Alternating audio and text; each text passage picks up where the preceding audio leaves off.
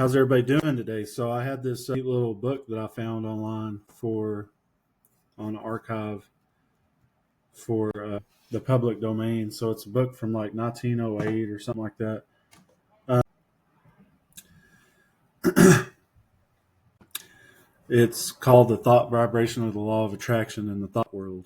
William Walker Atkinson. I ain't really heard this book, but I was kind of looking through it for some ideas and stuff on some of the law of attraction content and teachings that I've been doing, and there's some really strong, powerful stuff in here. So just kind of flipping through the book, see it's 1908. You got the preface. I'm not going to read all that, but you could pause it if you wanted to read. Pause the video if you want to read some of these pages.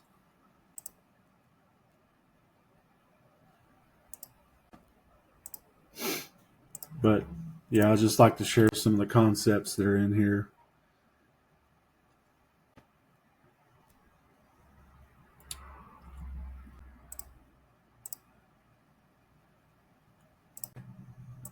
We'll get to the working creed. I believe that the mind of man contains the greatest of all forces, that thought is one of the greatest manifestations of energy. I believe that the man who understands the use of thought force can make of himself practically what he will. I believe that it's one's body subject to the control of the mind, but that also one may change environment, luck, circumstances by positive thought taking the place of negative. I know that the I can and I will attitude will carry one forward to success that will seem miraculous to the man on I can't plane. So just that alone is pretty powerful, and we know that to be true. If you focus on the positive, you're going to get positive results almost every time. And it may take some time. You may go through some trials and tribulations still, but if you keep persisting in it, it'll always come. I believe that thoughts are things, and that the law of attraction is the thought world. In the thought world will draw to one just what he desires or fears. I believe in the gospel of work and hustling. I believe in the I do as well as the I am. I know that the man who will take advantage of the power of the mind and who will manifest that power in action will go forward to success as surely and as steadily as the arrow from the bow of the skilled archer. I believe in the brotherhood of man. I believe in being kind. I believe in everyone minding his own business and allowing everyone else the same privilege. I believe that we have no right to condemn. Let him who is without sin cast the first stone. I believe that he who hates is an assassin, that he who covets is a thief, that he who lusts is an adulterer, that the gist of a crime is in its desire. Seeing this, looking into our own hearts, how can we condemn? And this is something that Jesus taught himself as well. I believe that evil is but ignorance. I believe that to know all is to forgive all. I believe that there is good in every man. Let us help him to manifest it. I believe in the absolute equality of the man and the woman. Sometimes I think that the odds are slightly in favor of the woman. I believe it's kind of showing the times that this book was written, of what he lived in. But I also believe that sex manifests on the spiritual and mental planes as well as on the physical. And I believe that the pure all things are pure. That the real self is spirit, which uses mind and body as its tools and manifests itself according to the fitness of the tools. I believe that man is rapidly growing into a new plane of consciousness in which he will know himself as he is. I believe that there is an infinite power, and you could go on and read. I'm not going to read all this, but you can pause it and read the rest of this, but that's pretty powerful statements. We'll get into chapter 1, and then I'll finish the video on chapter 1, and I'll have more videos coming out for the rest of the chapters that I see pretty important, and I'll just focus on the main points. Thought vibration. The universe is governed by law, one great law. its manifestations are multiform, but viewed from the ultimate, there is but one law. We are familiar with some of its manifestations, but are almost totally ignorant of certain others. Still, we are learning a little more every day. The veil is being gradually lifted. We speak learnedly of the law of gravitation, but ignore equally wonderful manifestation, the law of attraction in the thought world.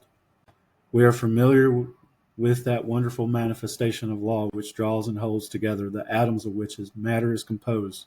We recognize the power of the law that attracts bodies to the earth, that holds the circling worlds in their places, but we close our eyes to the mighty law that draws to us the things we desire or fear, that makes or mars our lives. When we come to see that thought is a force, a manifestation of energy, having a magnetic-like power of attraction, we will begin to understand the why and wherefore of many things that have heretofore seemed dark to us. There is no study that will so well repay the student for his time and trouble as the study of the workings of the mighty law of the world of thought, the law of attraction. When we think, we send our vibrations of a fine ethereal substance, which are as real as the vibrations manifesting light, heat, electricity, magnetism.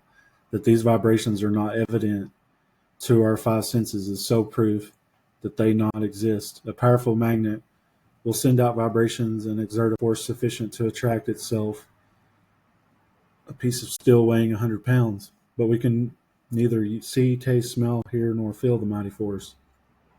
These thought vibrations likewise cannot be seen, tasted, smelled, heard, nor felt in the ordinary way. Although it is true there are on record cases of persons peculiarly sensitive to psychic impressions who have perceived powerful thought waves, and very many of us testify that we have distinctly felt the thought vibrations of others, both whilst in the presence of the sender and at a distance. Telepathy and its kindred phenomena are not idle dreams. Light and heat are manifested by vibration of a far lower intensity than those of thought, but the difference is solely in the rate of vibration. The annals of science throw an interesting light upon this question. Professor Elisha Gray, an eminent scientist, says in his little book, The Miracles of Nature, there is much food for speculation in the thought that there exist sound waves that no human can hear, and color waves of light that no eye can see. The long, dark sound of space between 40,000 and 400 trillion or something vibrations per second, and if infinity of range beyond 700 trillions vibrations per second where light ceases. And the universe of motion makes it possible to indulge in speculation. M. Williams, in his work entitled Short Chapters in Science, says there is no graduation between the most rapid undulations of tremblings that produce our sensation of sound and the slowest of those which give rise to our sensations of gentlest warmth. There is a huge gap between them, wide enough to include another world of motion, all lying between our world of sound and our world of heat and light, and there is no good reason whatever for supposing that matter is incapable of such intermediate activity, or that such activity may not give rise to intermediate sensations, provided there are organs for taking up sensifying their movements. I cite the above authorities merely to give you food for thought, not to attempt to demonstrate to you the fact that thought vibrations exist. The last named fact has been fully established to the satisfaction of numerous investigators of the subject, and a little reflection will show you that it coincides with your own experiences. We often hear repeated, well-known mental science statement, thoughts are things, and we say these words over without consciously realizing just what is the meaning of the statement.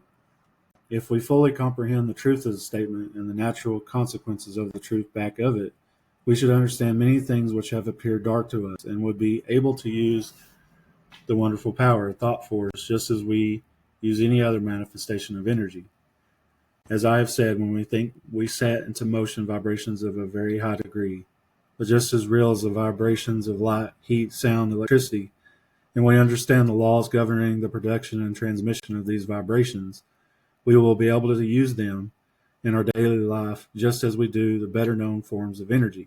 That we cannot see, hear, weigh, or measure these vibrations is no proof that they do not exist.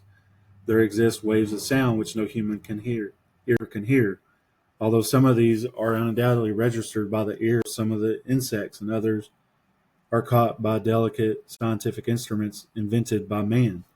Yet there is a great gap between the sounds registered by the most delicate instrument and the limit which man's mind, reasoning by analogy, knows to be the boundary line between sound waves and some other forms of vibration. And there are light waves which the eye of man does not register, some of which may be detected by more delicate instruments, and many more so fine that the instrument has not yet been invented which will detect them, although improvements are being made every year, and the unexplored field gradually lessened.